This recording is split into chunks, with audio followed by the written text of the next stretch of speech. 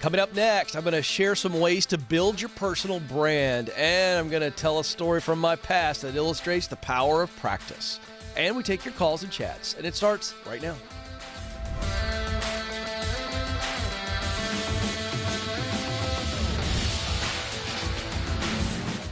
I am coming to you live from Ramsey Solutions Studios in Nashville, and you are joining a conversation about who you are, what you were created to do, where you want to do that, and how you can get there. It is about your path to purpose in your work. And when you're working on purpose, you will find that you are living on purpose. Now, here's the premise of the entire Ken Coleman Show. For those of you that are new, you're watching us live on YouTube or you're watching later.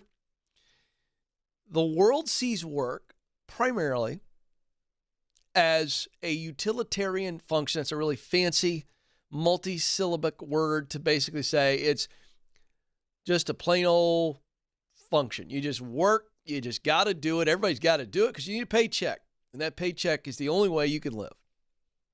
That's the way most people truly view work.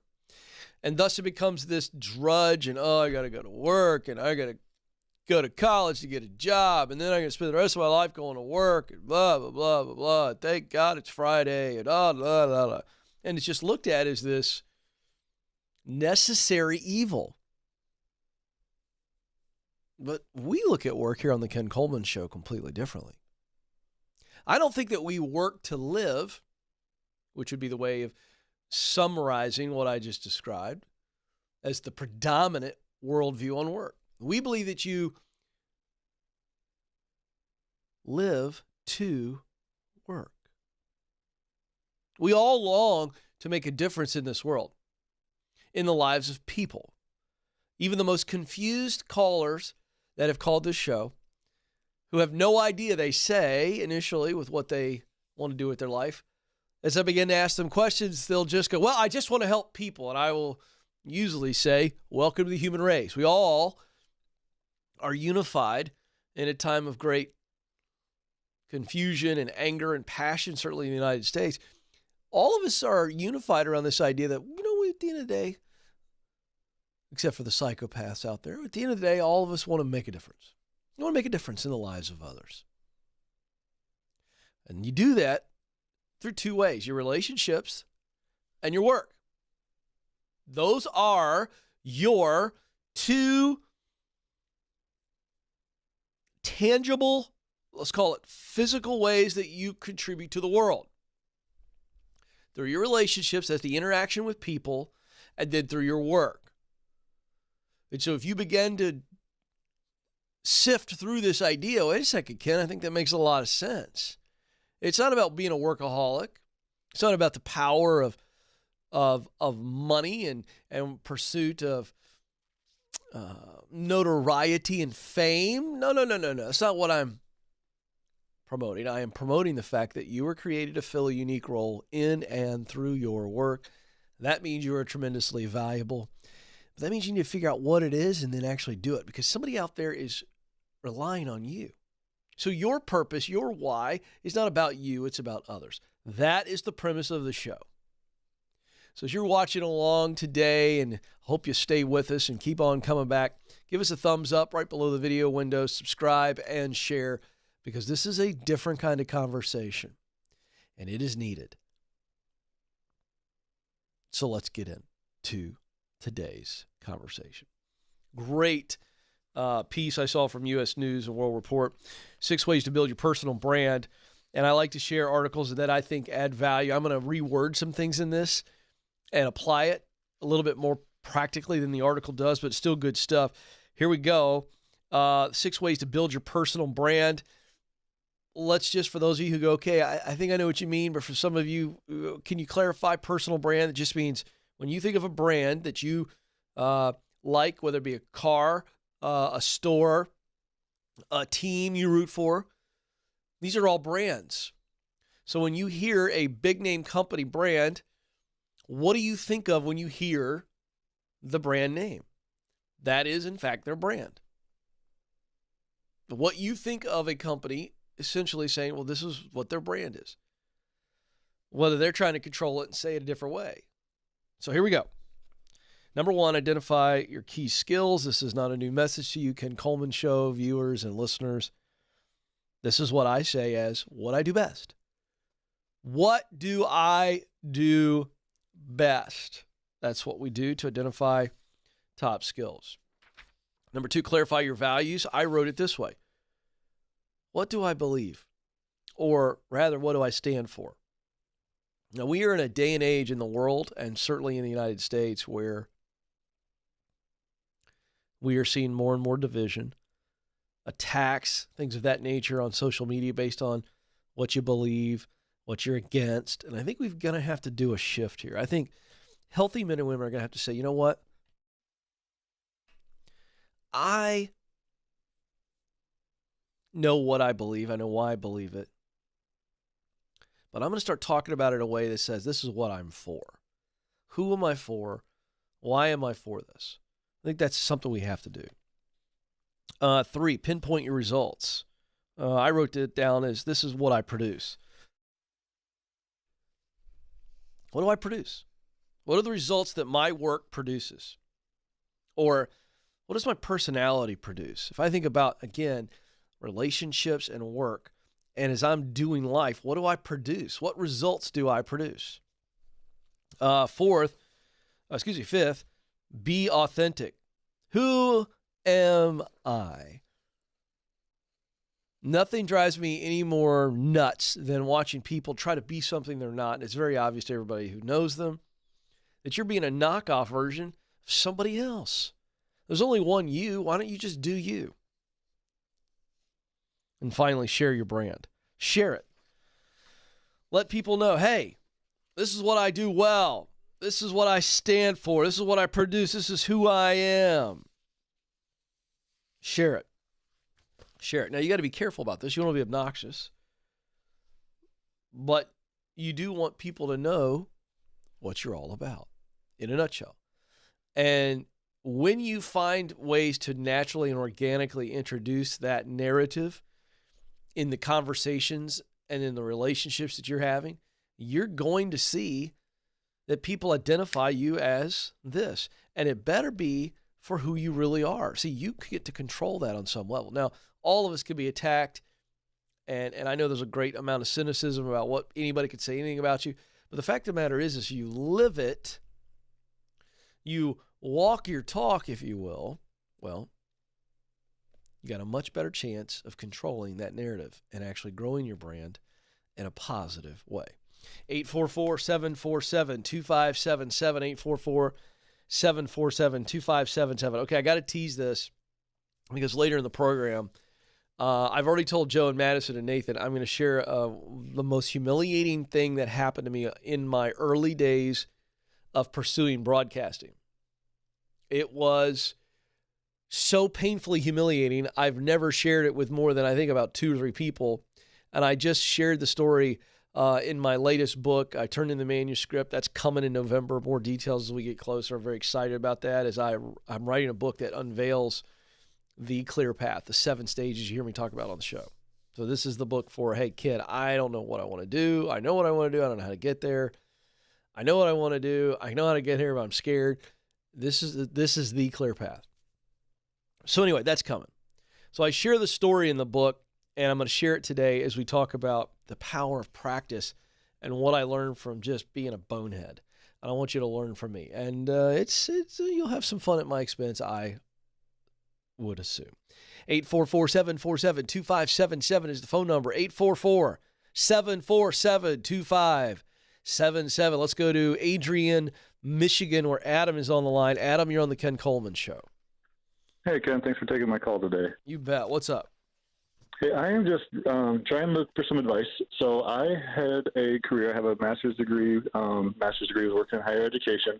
Had to be home for some family reasons, so I had to take a job that allowed me to do that more.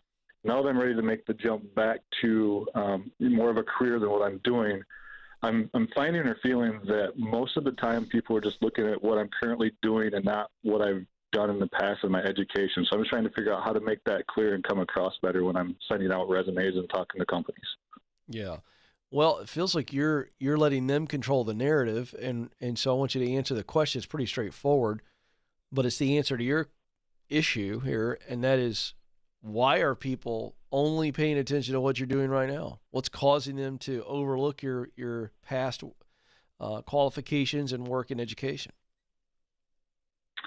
And that I'm not sure. Well, sure I was you working are. in higher education. Well, and sure you things. Hold on a second. So give me a real scenario where you applied for a higher education position and somebody only saw what you're currently doing. What I'm being told basically is that I don't have the qualifications for the position. Okay, but you see, that's very different than what you asked me, and that's okay. I'm not Okay. picking on you. But it's not that they're not seeing what you've done in the past. You're applying for things that you're not qualified for. That's a big difference. It's not like they're overlooking all the things you've done. They're saying you're not qualified for what you've applied for. So give me an example. What was it? What did you apply for? I've applied for advising positions. Working in higher education. Academic Correct, advising? Yeah. Okay. Yes.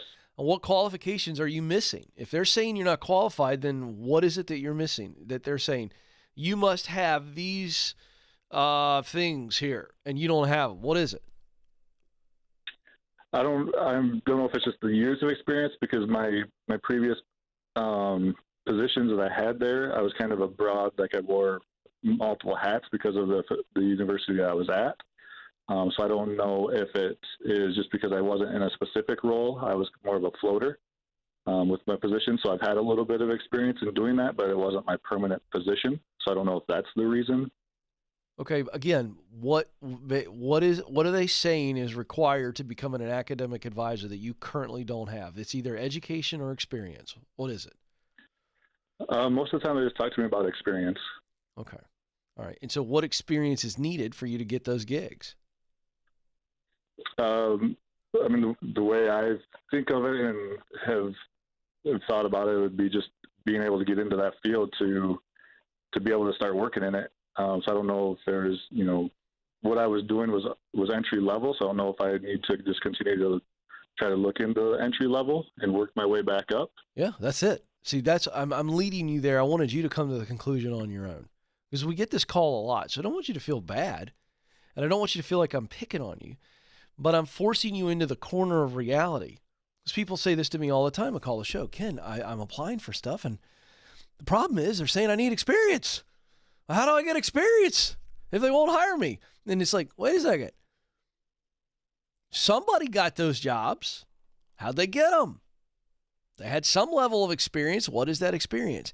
And you've already revealed what's going on here, is that your experience before at the higher education level was very entry level, and so you needed to stay in it a little bit longer. You need to get in is step number one, folks, and this isn't just for Adam. Get in. If there's a job you want and you're not qualified for it, you got to get qualified. It's stage 2 of my 7 stages. Get clear, get qualified is next. Well, how do I get qualified? There's 2 major ways: experience and education. What do I need to learn? And it sounds like you've got all the education requirements. Is that true, Adam? Yeah. Yep. I've got my master's degree. Great. So now it's all about doing. What experience do I need? Well, I've got to get in the higher education world. I got to get in, and it stinks that I got to go entry level, but that's how we all get in. We get in. And once I'm in, now I'm focused on doing a great job in the present by knowing my role, accepting my role, maximizing my role, growing my qualities that make me promotable. The 5 qualities are likable, coachable, reliable, adaptable, honorable. Those 5 things. You can grow. If you're a 5 in all of those on a scale of 1 to 10, you can become a 10 in those things. And Adam, if that's what you do, and if you got to work a second job because it's not paying that well right now, then that's what you've got to do. If you got to slash expenses big time for a season, a year or 2, then that's what you've got to do. You've got to get in, sir. You got to get on the first rung of the ladder. Then we work on walking up the ladder. So there's really no magical answer for me. It's just you're applying for things that you're not qualified for. Okay, so I got to go get qualified. While I'm getting qualified, I can walk through stage 3 at the same time, which is get connected. So you're clear on what you want to do. You're ready to step into stage 2, get qualified. While you're there, get connected. Use the proximity principle. Get around people who are academic advisors. Get in places where academic advisors are hanging out, online, webinars and communities on Facebook, blah, blah, blah, blah, blah. You become birds of a feather flock together. That's what you become. You become a bird, and you start flocking around the whole academic advising world. And by doing so, you are going to meet more of the right people, and you are going to have opportunity to get in the right places. And that's where the opportunity shows up like a train at a train station. If I know today, if I need a train, I'm going to the train station. I don't even need a ticket. I just get to the train station, and I'll find a way to get on the train, because that's where the trains are. 844-747-2577, 844-747-2577. Madison, jump on there with Adam and see if he needs a copy of The Proximity Principle, my #1 best-selling book, which addresses this issue. This is for people who know where they want to go, but they're not sure how to get there. The Proximity Principle says, in order to do what I want to do, I've got to be around people that are doing it and in places where it is happening. Here's the formula. The right people plus the right places equals opportunity. So you can get it right now, all 3 formats, hard copy, autographed, the ebook, and the audiobook read by me, all 3 formats, one price, $25, kencoleman.com. Go to the store. Dwight's up next in Springfield, Missouri. Dwight, you're on the Ken Coleman Show. Yes, Ken, thank you for having me. You bet. Got a question about a non-compete clause. In October the 12th, I got let go from my company, and I've got a non-compete clause that is keeping me out of the whole agriculture field. And that's what my training is for 25 years. What can I do with this? Well, you have to play this thing out. When is it up again? When is the clause done? The clause says 1 year. The clause is specific, says that I cannot do one specific thing. Which is actually sell a certain commodity product. Okay. It's actually sell seed, row crop seed. Okay. And so much of the agriculture, you're into consulting and sales and everything across the board. It's all hooked in together. Is there any way to do this? And then on top of that, I had a job lined up in a little different field. And then my bosses gave me a horrible review in human resources from this new company, called and said, we probably need to do something here. We can't hire you, but you need to get a lawyer involved. So I was just trying to get some advice on some of this. All right, yeah, we got two major things here. Let's look at the lawyer issue. Why do they think you need a lawyer? Because they pretty well said there's no way that company would have kept me on the payroll for that long. For the lies that they said, because the vice president of human resources said they knew they lied, but because that is now in my permanent file, I cannot go to work for that company. And they told me to get a lawyer involved, subpoena the records, and I could probably go after this company for bad-mouthing me. Okay. Have you seen the review? I have not, because I have to get a lawyer involved to see that. I have to subpoena the records. Oh, I see. I'm tracking. I got you. Well, it's interesting that they recommended this. I would talk to an employment attorney on this and get their 2 cents here, because this is going to continue to happen, is my guess. Do you have any sense, and I'm not asking you to do a bunch of speculation, but what do you think is going on? Did you do a bad job? Was there some type of incident where there was a personality conflict? But what do you know, having worked there? I built the territory. Then they split the territory up because I'd apparently done well enough job, and they took about 75% of the sales and gave it to a new person. And they gave me a year to get the new territory that they split off, that they left me such small left, to get built back up to what I was selling before, and then I was kicked out. Okay. So I mean, I went from $4 or $5 million in sales. Then they split the territory down to $1 million in sales. All right. They gave me a year, and I didn't get it back up, and then I was gone. Okay, so there was no personality conflict that you're aware of? Nothing that I knew of. Okay. They just gave me a 3.5% raise 2 months before they let me go. Yeah, I got you. And so this other company that you applied for, did they send you this via email, or was it all over the phone telling you what they thought you should do? They called me on a Saturday afternoon. Oh, man, this is just so weird. There's so much for me. This is difficult because it's very hard for me to piece all this together. Why this company that you applied for, why they think the other company's lying. It just seems, well, here's what you got to do. I think you talk to an employment attorney, and it's worth the consultation. It's worth that. Tell them everything and get their thoughts. Maybe get a second opinion. I think that would be good. And I've been trying to find them, and this company that I used to work for is out of state, and none of my local lawyers can practice in that state. So that's where I'm running into issues too. That's why I quit going any farther, because I was having trouble finding a lawyer within 150 miles that I can talk with. All right. Well, so here's what you have to do regardless of whether you get a lawyer or not. What you're going to have to do is really work your relationships to where you've got such a great recommendation and you get such a great, kind of body of work that you show people that you're not having to rely on the reference of this former company. I mean, it's a tough situation where you've got somebody who said some pretty rough stuff about you and you don't even know what it is. But I would pursue it. I'd get on the horn. You can find other lawyers in the other states and tell them what's going on. I'd try to get some closure on it.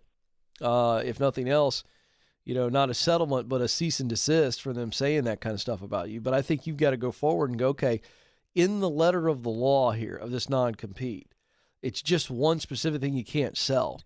And a guy like you can sell more than just agricultural products and commodities. Even though that's what you've been doing for a long time, the fact is you know how to sell, yes or no? Yes. Yeah, so I'm leveraging relationships. I'm thinking about, okay, what can I do here? Is there some type of sales work I can do to eventually become self-employed? Who do I know in the industry? And I think that, if you want to stay in the industry, again, you just go, hey, I've got a non-compete. This is what it is. Here's why it exists. You're just going to have to take the high road here.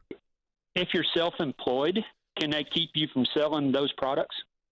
I would say that an employment attorney would be great to consult with on that non-compete language. So I don't know if there's a loophole that would allow self-employment to get around it. But I mean, isn't there a lot of things you can sell besides seed? Yes, there is. But that's what that realm is what I've enjoyed the most in my life. I'll just put it that way. Yeah, and I'm not telling you to get away from the realm. I'm just saying that aren't there some other things you can sell in the same realm, but it not be seed? Well, I've even looked at the management side, and the non-compete clause has even hung me there because a lot of if you're managing a facility, you are overseeing people that are selling feed. All right, how many more months do we have? How many more months do we have? October. Yeah. So here's the thing. You need to talk to an employment attorney locally on your non-compete, okay? And then get them to review that. And then I would also get on the horn with somebody in the state of this other company and see what steps are necessary, how many hours they think it's going to take. Do they think it's worthwhile? Really put the lawyer to the test. And so you don't feel like you're just, doing an open-ended thing where they're just racking up billable hours. But you got to get busy, man, working relationships here to go, okay, until I get those two things solved, how much time before you have to bring a paycheck in? Are you already in that situation where you have to be working? I'm working doing whatever I can do right now. That's perfect. Keep doing that. Do a little bit more of it just to keep yourself comfortable and fight this fight. Because then once we get closure on this I'd be on the phone today with as many lawyers. There's plenty of employment lawyers in this other state. Call them up, tell them exactly what's going on, do the consultation, and play this thing out. Let's see if we can shut this other company up. You're not going to fight their non-compete, but you just ride this thing out, man. I've had some good friends go through this in the last 2 years, and that's why the non-compete exists. Play it to the letter of the law. Don't create a fight that's unnecessary. Take your licks and, man up. I wish I had some great inspirational answer on this. But in this situation, you know what you need to do. Play it out. Play it out. Protect yourself and your reputation. And don't quit. Don't give up on other sales ideas until October. Let's see what we can do. But this is, all right, I'm going to press forward here. I'm not going to take this sentence and make it my situation. You're going to flip it. 844-747-2577. Coming up next. Oh, my goodness. Going to tell you a great story from my past that proves how powerful practice is. That and more. This is the Ken Coleman Show.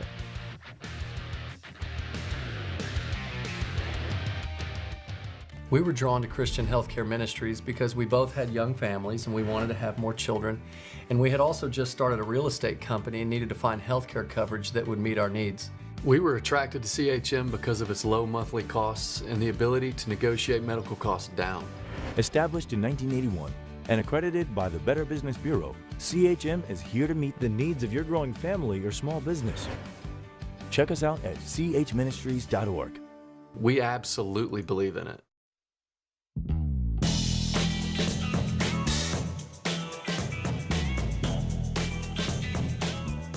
Welcome back. Coming to you live from Ramsey Solutions Studios in Nashville. This is the Ken Coleman Show, where we take your calls day in and day out, helping you get clear so you can get qualified, helping you get connected so that you can get started, helping you get promoted so that you can get the dream job to then give yourself away. So excited you're here. 844-747-2577. 844-747-2577. All right. I want to remind you, today is the last reminder for our Career Checkup Challenge on our official Facebook Ken Coleman community page. So the official Ken Coleman community is the page on Facebook. Go search it, join, and starting tomorrow, we've got a free 7-day Career Checkup Challenge. And think of this as like your doctor checkup. And see what your overall career health looks like. Where are you? What are the gaps? I'm going to walk you through this. This is such a great community, by the way. It is free. The entire challenge is free. Go to the official Ken Coleman community on Facebook, click join, and take part in the 7-day challenge. Okay, so I'm going to take you back in my journey to broadcasting. I early on figured out that I do want to do broadcasting. Television is more the goal at this point. Radio kind of comes to me a little bit later, but I'm really early into this thing. No college degree at all. I do not have one. Will never get one because I don't need it. But no broadcasting experience at all, but really felt like, hey, I want to go this direction. I really feel like I've got the talent to do this. I've done some live event hosting, been on stages and spoke my whole life. So I've got this communication skill and a desire to do broadcasting. And it's really early on. You know, I'm probably 2 years into the idea of it, trying to make some connections. I got nothing going. And my wife's cousin, if I said his name, many of you folks would know who he is. He's a well-known NBC reporter and has his own production company. And so reach out to him and tell him what I'm wanting to do. Does he have any connections, any relationships? I've got to get people start looking at me. I'll do anything. And he says to me, well, do you have a demo? And of course I didn't have a demo. I never done anything. He's like, well, that's the first thing. You need to get a demo. You need to do some actual, show people that you can actually do stuff on camera. He goes, I'll tell you what I'm going to do. Let me connect you with a guy who I know who works with a national. Well, I'll just say it. This story is tremendously humiliating for me, but it's so good and you all need to hear it. So he basically says, I got a buddy who does a NASCAR show on Turner Sports. Well, Madison's shaking her head. She's got a bunch of Georgia roots. Joe and I lived in the Atlanta area for a long time. Well, Turner Sports is headquartered in right downtown Atlanta.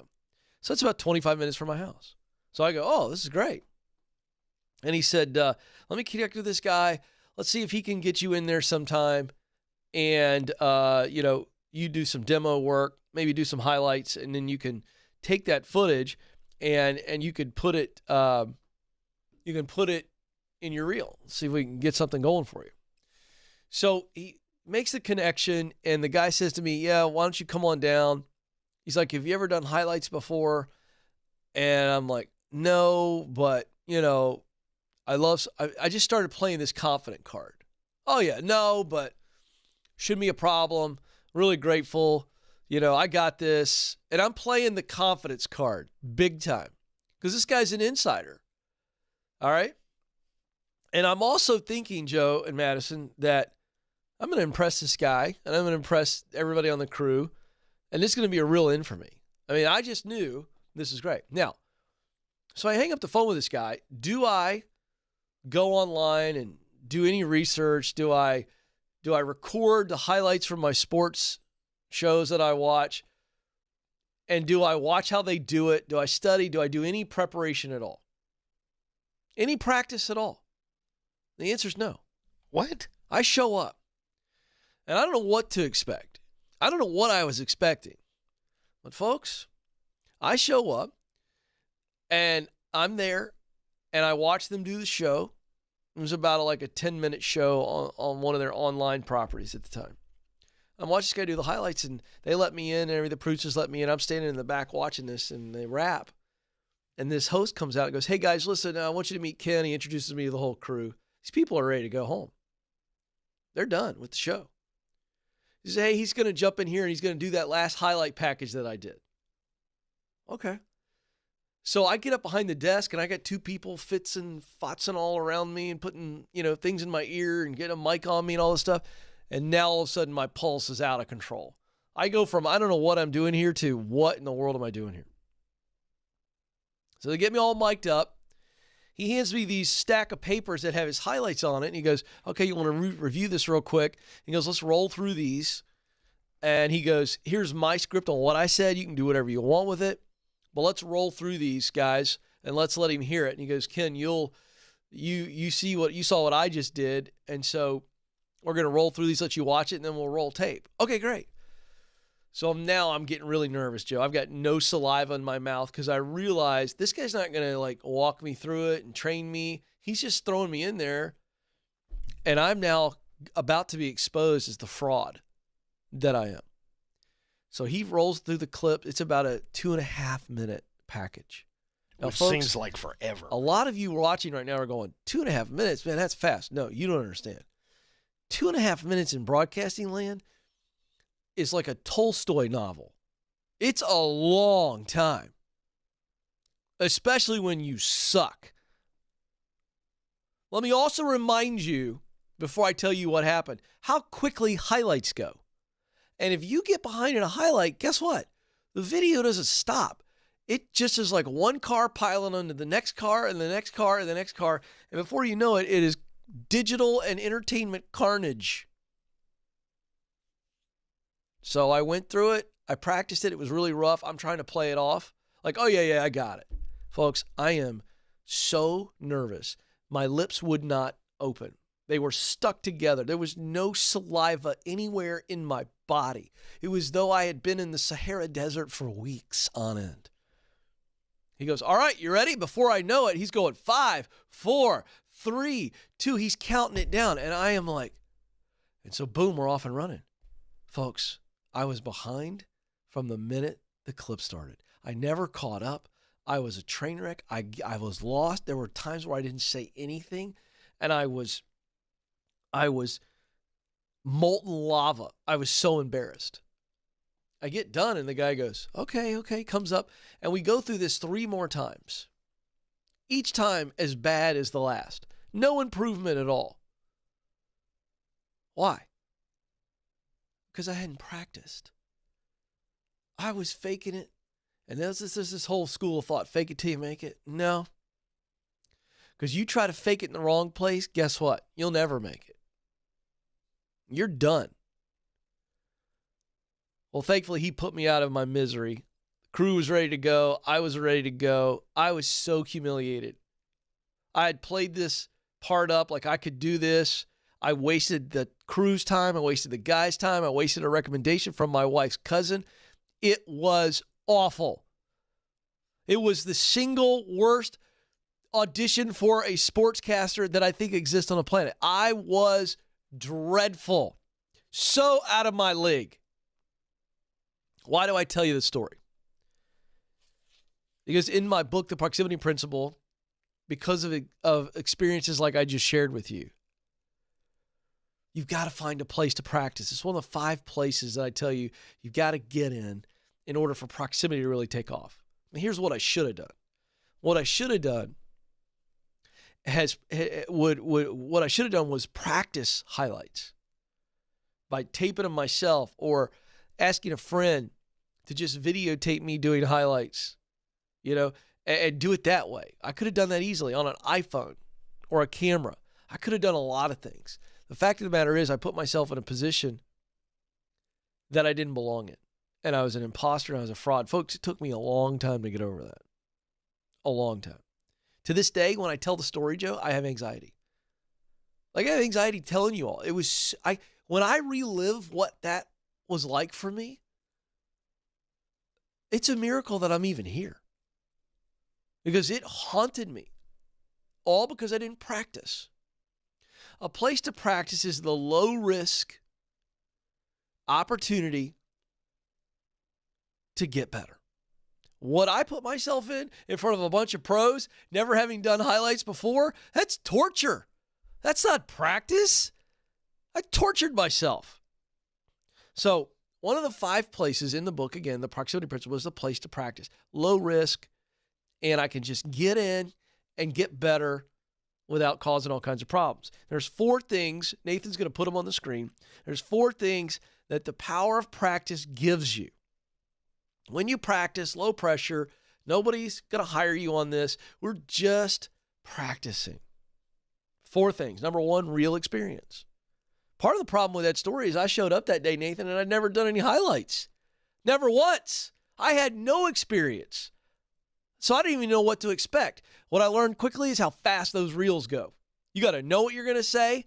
You got to watch that clip ahead of time. And if that car's coming around the curve and spins out, you got to know that car's coming around and turns and spins out. And you got to have something to say. You also got to know that it goes to another clip. And you got to be prepared. I had never done any of it. No experience. Second thing it does for you, it gives you feedback. Oh my gosh. Practice gives you feedback. Hey, you got to be ready for this. Here are the 3 things you got to do a successful highlight package. You need the feedback. Number 3, freedom to fail. Folks, the failing in front of those folks, no freedom.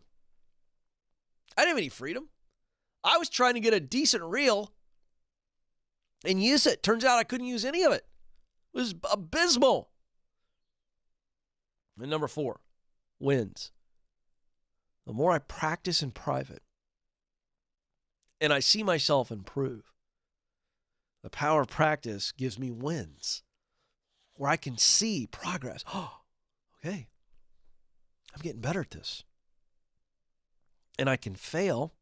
That freedom to fail gives me the opportunity to win, but only when I'm practicing. I'm not ready to perform yet.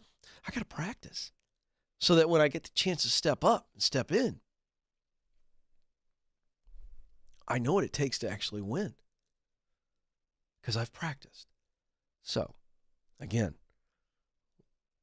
to this day, I look back on that, and I feel like I owe that guy an apology right now. I feel like after the show, I should call the guy and apologize one more time. This was so bad. But what an incredible lesson it taught me. Don't try to perform too soon. Don't buy the lie that you can just make it happen. No, you got to practice. It is a skill, whatever it is that you're going after. It's a skill that must be acquired. It experiences everything. And we too many times make the mistake that I made by trying to perform too quickly, and we set ourselves back emotionally and professionally. Hello. Am I preaching to the choir to some of you? You've humiliated yourself, and as a result, you don't want to come out of the cave. Well, the good news is all those folks forgot about me. I'm sure some of them still laugh about this story and tell it. But the fact of the matter is, it was good for me, and here I am. But I'm trying to protect you from that humiliation. Practice, again, 4 things. Gives you real experience, feedback, freedom to fail, and wins. My time is almost up, but before I let you go, I want you to know that you matter and you do have what it takes. Don't forget to practice. Until next time, this is the Ken Coleman Show. Press on.